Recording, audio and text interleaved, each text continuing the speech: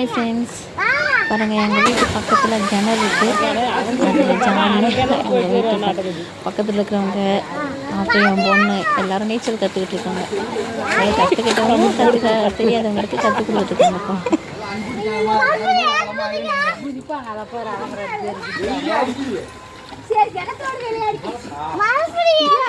அவங்க மேலக்குள்ள நீங்க கம்முன்னு இருங்க. அவங்க உள்ள வந்தாங்கன்னா இனி அவங்க